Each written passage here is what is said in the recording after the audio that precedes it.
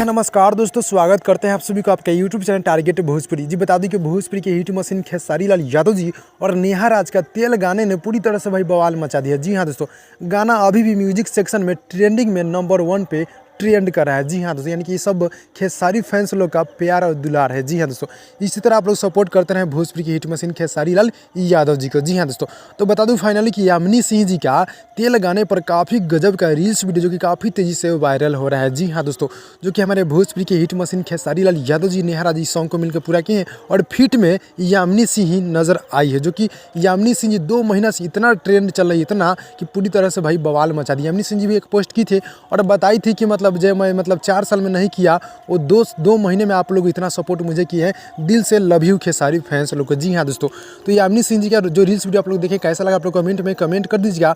और बता दूं कि एक से बढ़कर एक गाना भोजपुरी की हिट मशीन खेसारी लाल यादव जी का लंदन से आने के बाद छूटेगा, तो आप लोग तैयार हो जाइएगा। जी हाँ दोस्तों, रील्स वीडियो के बारे में क्या रहा है आप लोग कमेंट में कमेंट कीजिए। तो भाई लोग ये छोटा सा अपडेट था, अच्छा लगा तो लाइक कीजिएगा। मिलते हैं अगली वीडियो में, तब तक के लिए धन्यवाद दोस्तों।